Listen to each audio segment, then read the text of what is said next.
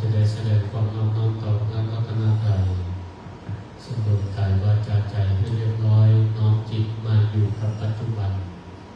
กราบพระรัตนตรัยพร้อมกันนะกราบพุทโธเมนะโถกราบธัมโมเมนะโถกราบสังฆเมนะโถ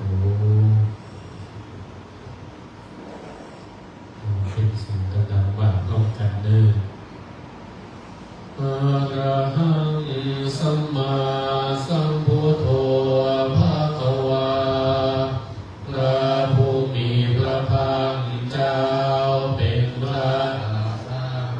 นต์สัพพะกิเลสเลิกทุกสิ้นเชิงตรัสรู้ชอบได้โดยพระองค์เองพุทธังภะคะวันตังอภิวาเทมิข้าพระเจ้าอภิวาทพระผู้มีพระภาคเจ้าผู้รู้ผู้ตื่นผู้เบิกบานกล่าวสวากขาโต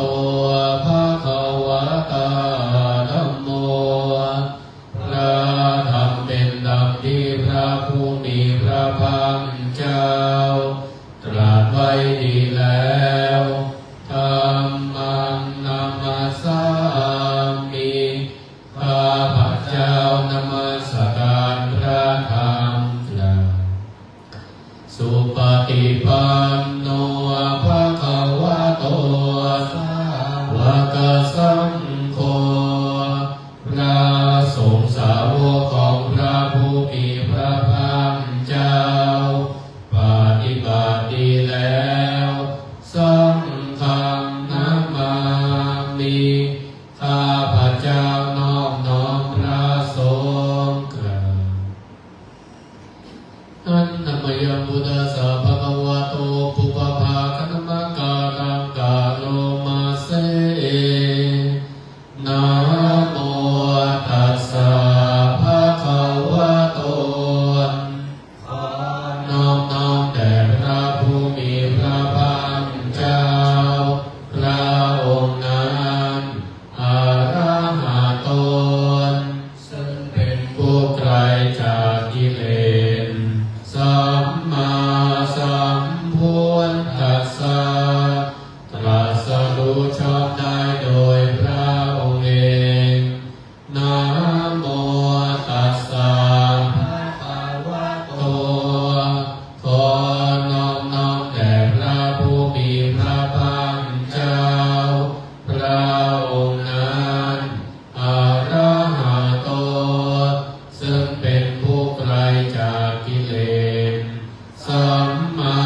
สัมพุทธัสสะตรัสรู้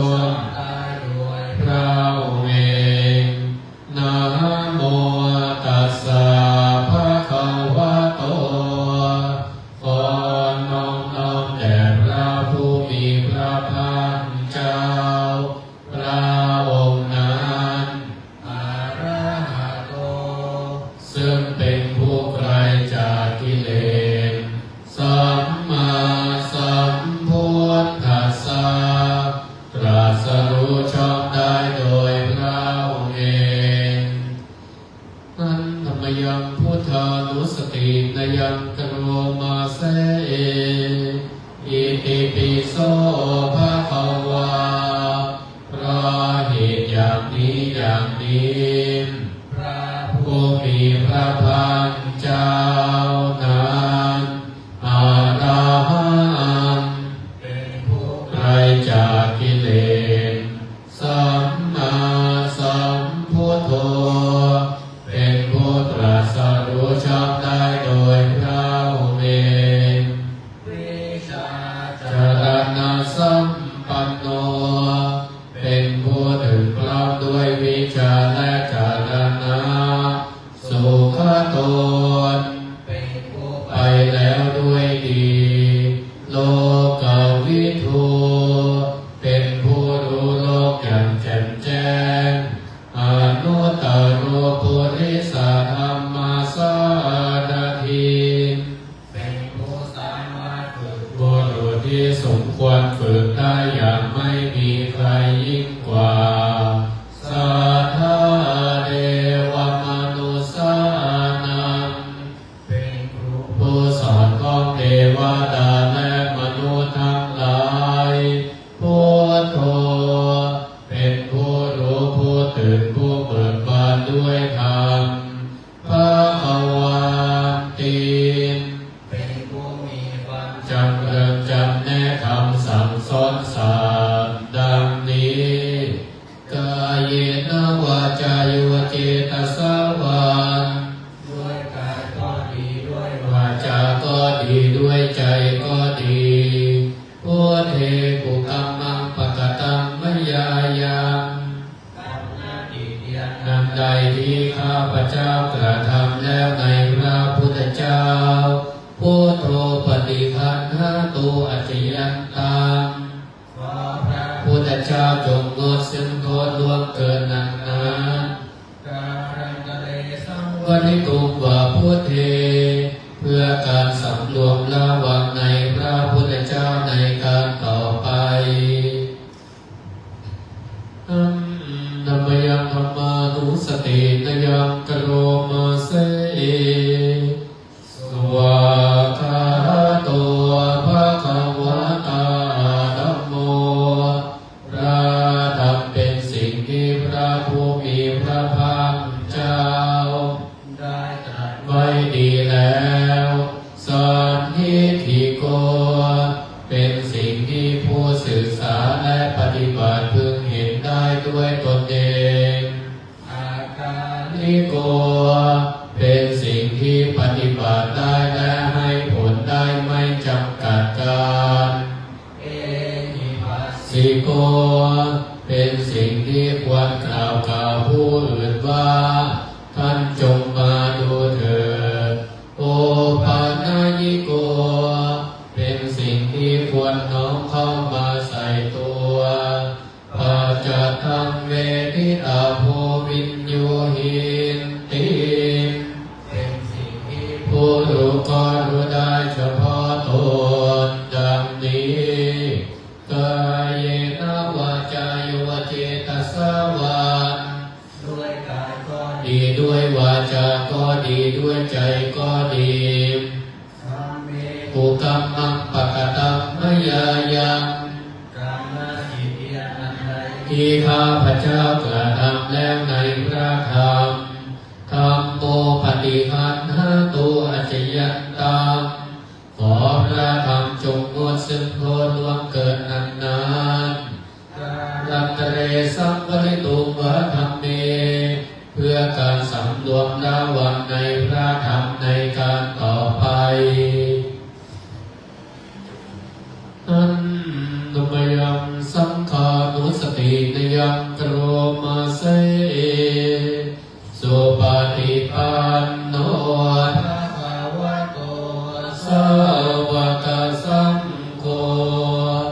ทรงสาวกของพระผู้มีพระภาคเจ้าหมู่ใดปฏิบัติดีแล้วอุชุปฏิปันโนโตสาวกสังโฆทรงสาวกของพระผู้มีพระภาคเจ้าหมู่ใดปฏิบัติตรงแล้วยายะปฏิปันโนภะคะวะโตสาวกสังโฆทรงสาวกของพระผู้มีพระภาคเจ้าหมู่ใดปฏิบัติเพื่อรู้ธรรมเป็นเครื่องออกจากทุกข์แล้วสามีจิปฏิปันโนภะคะวะโตสาวกสังโฆทรงสาวกของพระผู้มีพระภาคเจ้าหมู่ใดปฏิบัติสมควรแล้วญาติธรรมได้แก่บุคคลเหล่านี้คือจัตตานิปุริสายุคานิหันตปุริสายุคาลาผู้แห่งบุรุษสี่ผู้นำ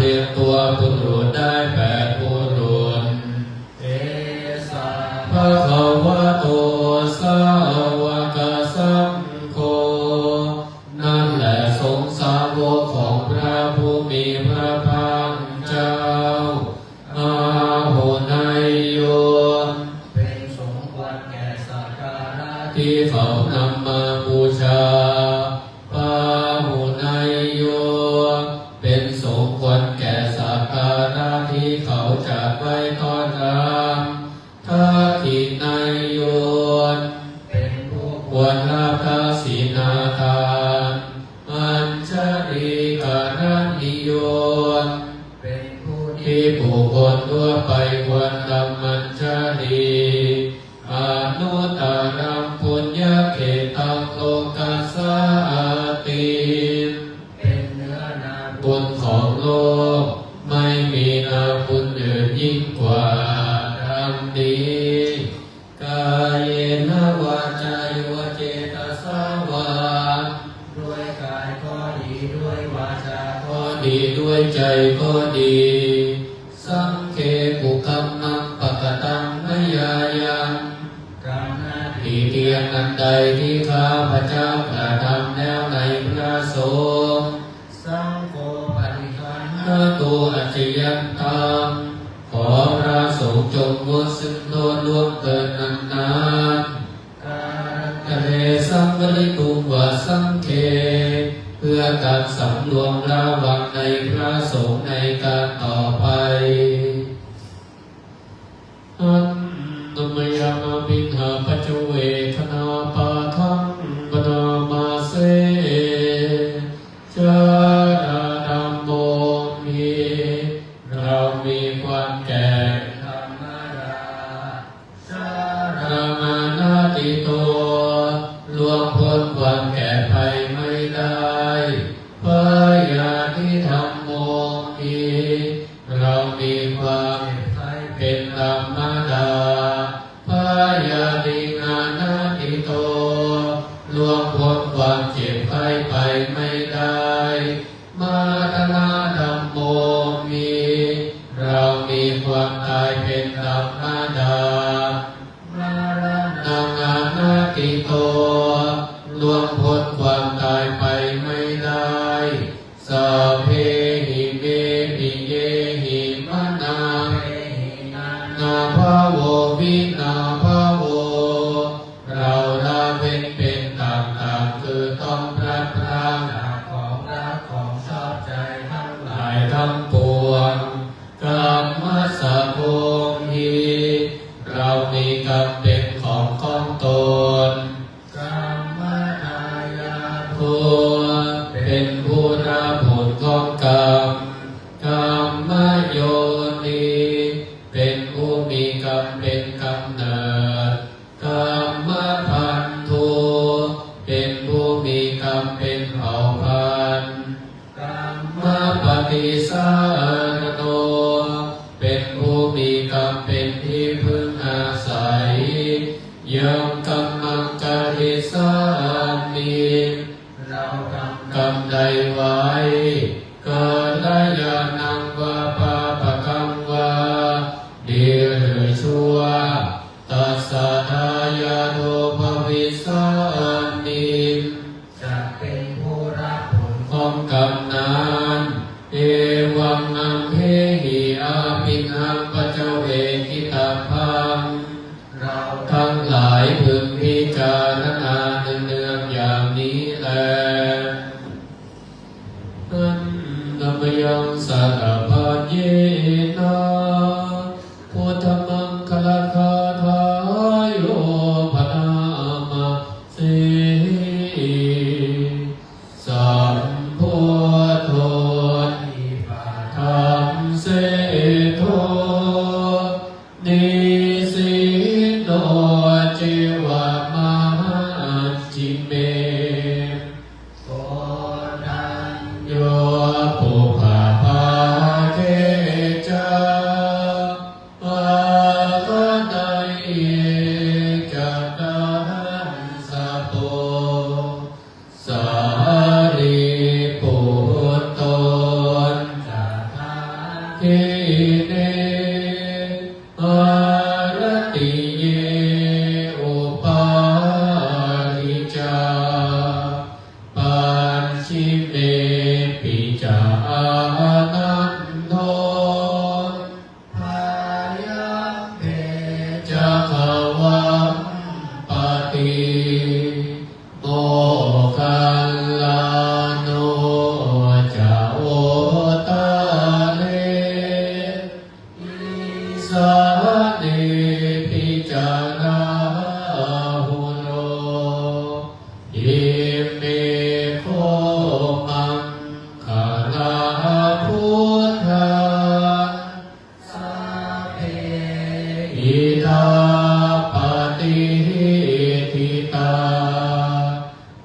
นทิตาเตจามหิสักกะเรหิจะปุจิตาเอเตสังนานุภาเวนะ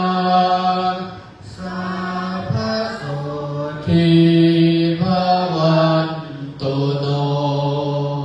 อิเจวะมาจันตนามันนัยยังนามาสัมมาโน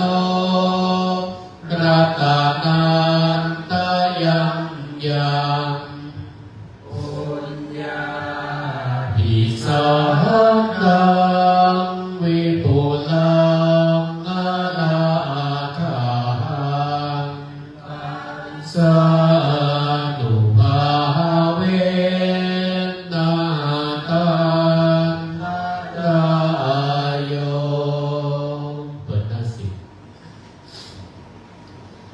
นะโมน้อมนมันสการกิจบานต่อพระกวาล้ำเลิศในโลกาทรงพระภาคเป็นนันงามมาระหันตกิเลสสมุเฉดออกจากกามไกลจากตัณหาสามโลกธรรมแปดประการสัมมาสัมพุทธะตรัสเป็นพระโพธิญาณล่วงรู้ทุกกันดารเหตุเกิดทุกข์เป็นธรรมดารู้ดังปฏิบัติ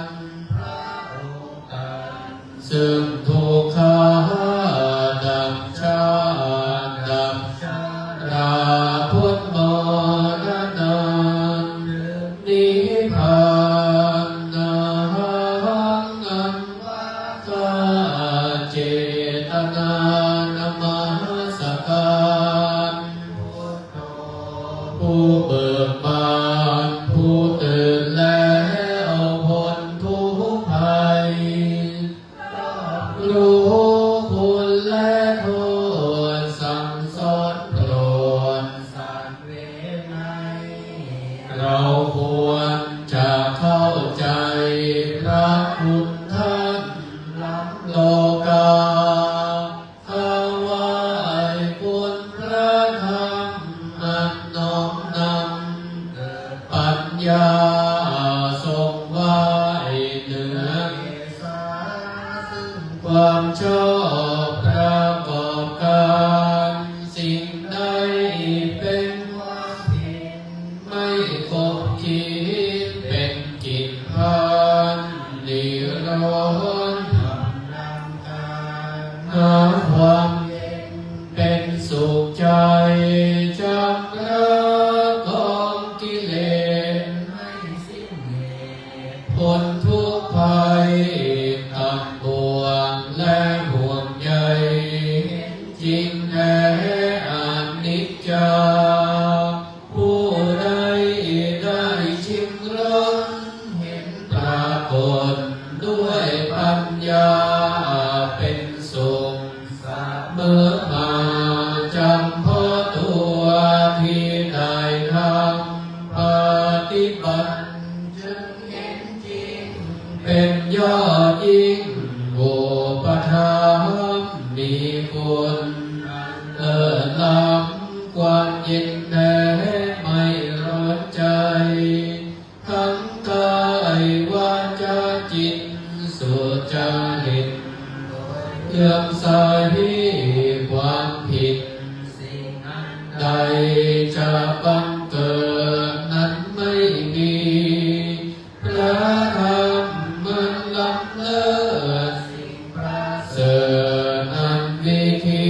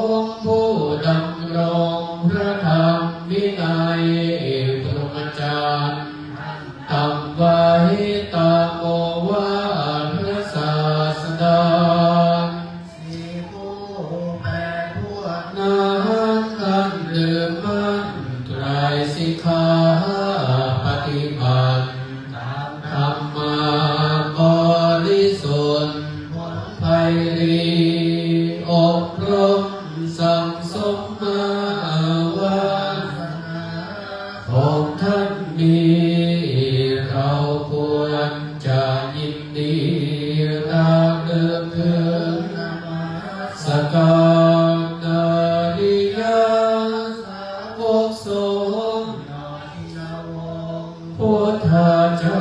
นสระตะสงสารกันใหญ่ไม่ยินดีน้ำเดือดเป็นเรื่องมาศาสนาพระชินสีจนถึงทุกวันนี้เพราะท่านรับสั่งสอนมาแสดงแจ้งเหตุผลให้บุคคลมีศรัทธาเห็นจริงด้วยปัญญามีบุญแท้เป็นแน่ใจท่านนั้นเป็นแบบอย่างชี้แนวทางให้เดินไปทางธรรมวินัยทั้งทางศีลภาวนาสังโฆคุณดังนี้เราจะบูชาระลึกถึงขึ้นมายกมือไหว้ไม่เสียทีตั้งจิตดำรงตนต่อให้จงดีรัตนาทั้งสามนี้รู้แจ้งชัดอนัตตาเปิดหน้า16ทานปารามีสัมปันโนทานอุปปารามีสัมปันโนทานปรมัตถปารามีสัมปันโนเมตตาไมตรีกรุณาโมทิตาอุเบกขาปรามีสัมปันโนหิติปิโสภะคะวะศีลปารามีสัมปันโนศีลอุปปารามีสัมปันโนศีลปรมัตถปารามีสัมปันโนเมตตาไมตรีกรุณาโมทิตาอุเบกขาปรามีสัมปันโนหิติปิโสภะคะวะเมตตาปารามีสัมปันโนเมขัมมะอุปปารามีสัมปันโนเมขัมมะปรมัตถปารามีสัมปันโนเมตตาไมตรีกรุณาโมทิตาอุเบกขาปรามีสัมปันโนหิติปิโสภะคะวะปัญญาปรามีสัมปันโนปัญญาอุปปารามีสัมปันโนปัญญาปรมัตถปารามีสัมปันโนเมตตาไมตรีกรุณาโมทิตาอุเบกขาปรามีสัมปันโนอิติปิโสภะคะวะวิริยาปรามีสัมปันโนวิริยาอุปปารามีสัมปันโนวิริยาปรมัตถปารามี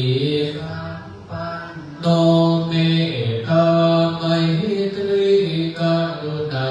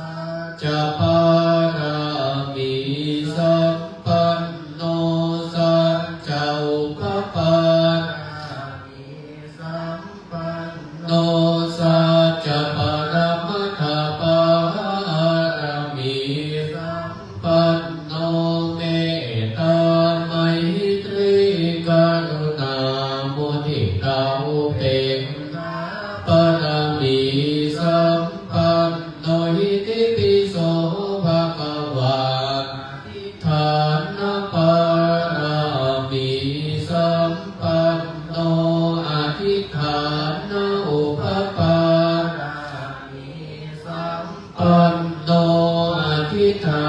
นปรมัตถปารมีปันโนเมตตาไม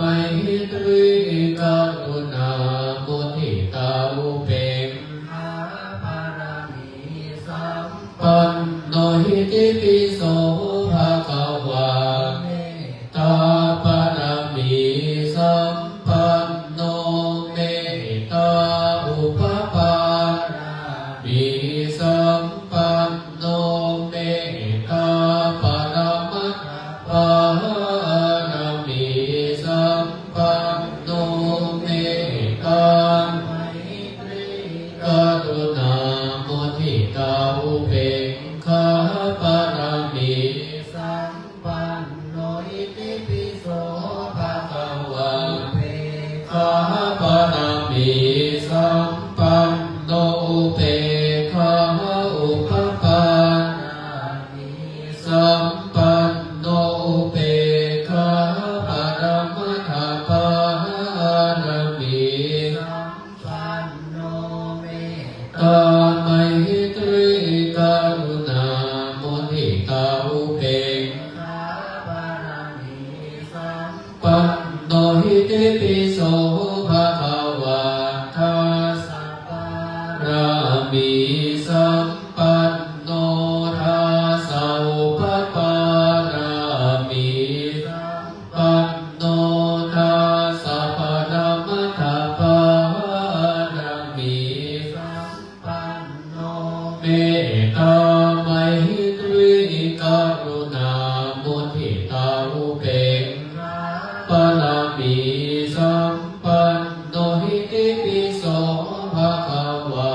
พุทธังสรณังคัจฉามิธัมมังสรณังคัจฉามิสังฆังสรณังคัจฉามินะมามิหังสวดมนต์เสร็จเรียบร้อย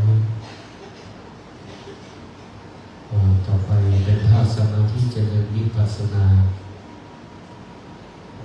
จัดท่านั่งให้เรียบร้อยตั้งใจตรงประนมมือกล่าวคำบริกรรม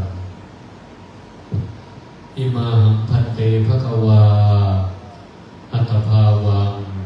ตุมหากังปริจจฉามิข้าแต่พระผู้มีพระภาคเจ้าผู้เจริญข้าพระพุทธเจ้าทั้งหลายขอน้อมถวายสนากภาพร่างกายนี้แด่พระผู้มีพระภาคเจ้าด้วยการเจริญวิปัสสนากรรมฐานขอเอาซึ่งวิปัสสนาญาณและอริยมรรคญาณเจ้าดวงประเสริฐจงมาบังเกิดในขันธสันดานแห่งการนั่งภาวนานี้แด่เธอยกมือลงวางไว้บนตักมือกว่าทั้งซ้ายทั้งกายทั้งใจดูลมหายใจเข้าและหายใจออกน้อมจิตมาอยู่กับปัจจุบันหายใจเข้ารู้หายใจออกก็รู้ดูลมหายใจเข้าหายใจออกท้องพองท้องยุบหายใจเข้านามรู้ตามความเป็นจริงท้องพองรู้ว่าพองหนอหายใจออกท้องยุบรู้ว่ายุบหนอหายใจเข้าท้องพองรู้พองหนอหายใจออกท้องยุบรู้ว่ายุบหนอดังนี้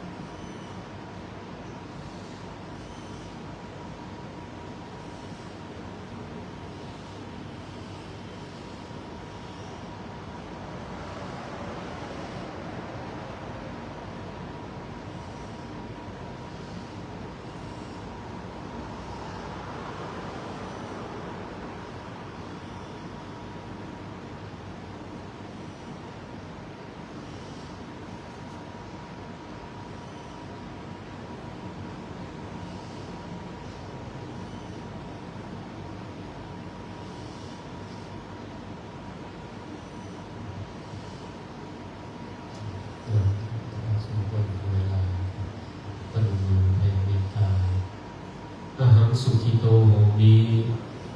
ขอให้ข้าพเจ้ามีความสุขอาหังนิทุกโขโหมิขอให้ข้าพเจ้าปราศจากทุกข์อาหังอาเวโรโหมิขอให้ข้าพเจ้าปราศจากเวรภัยอาหังอภยาปโชโหมิขอให้ข้าพเจ้าปราศจากความพยาบาทอาหังอานิโคโหมิขอให้ข้าพเจ้าปราศจากความลำบากสุขีอัตานังปริหารามิขอให้ข้าพเจ้ามีความสุขกายสุขใจรักษาตนให้พ้นจากทุกภัยทั้งสิ้นเถิดที่ทำภาวนากัมมังนิพพานัปัจจโยโหตุเมนิจังขอประทานนิสงส์แห่งการภาวนาที่ข้าพเจ้าได้เจริญแล้วนี้จงเป็นปัจจัยแก่พระนิพพานเที่ยงแท้แด่เธอขอบุญกุศลนั้นเกิดจากการภาวนาที่ข้าพเจ้าได้เจริญแล้วนี้จงไปบรรลุถึงแก่ท่านผู้มีพระการะคุณทั้งหลายมีมารดาบิดาผู้บังเกิดเกล้าของข้าพเจ้าเป็นต้นจงได้รับและเสวยผลให้พ้นจากทุกข์ให้ได้ถึงสุขตามสมควรแก่ฐานะของตนทุกท่านเถิดขอสัตว์ทั้งหลายทั้งปวงจงอยู่เป็นสุขอย่าได้มีเวรอย่าได้มีความเบียดเบียนอย่าได้มีความลำบากจงรักษาตนให้พ้นจากทุกภัยทั้งสิ้นเถิดสาธุวันตาวันตามิพุทธังสัพพังเมโตสังฆมานาเมวันตามิธัมมังสัพพังเมโตสังฆมานาเมวันเทวันตามิสังฆังสัพพังเมโตสังฆมานาเมวันเทวันตามิคารุอุปจาจาริเยสังฆมานาเมวันเทวันตามิกัมมาฐานังสัพพังเมโตสังฆมานาเม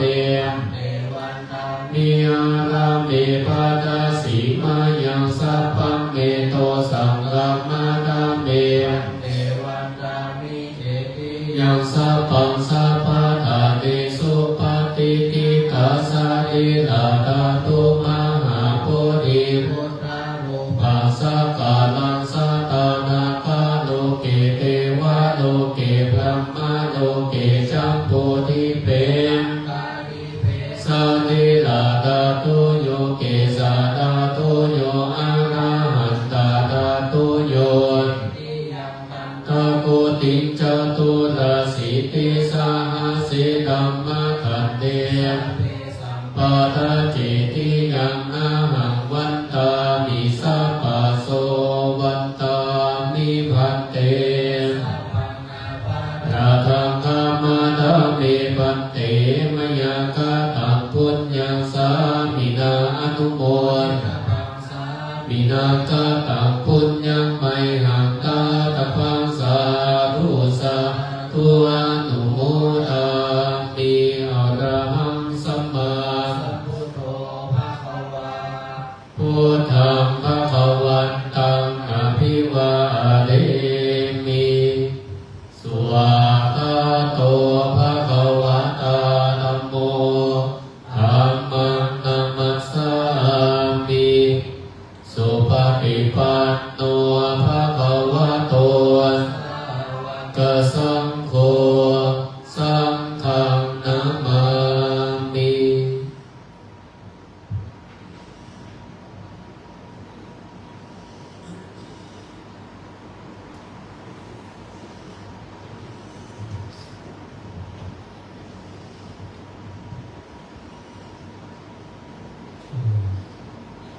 เจริญสุขกับศรัทธาญาติโยมทั้งหลาย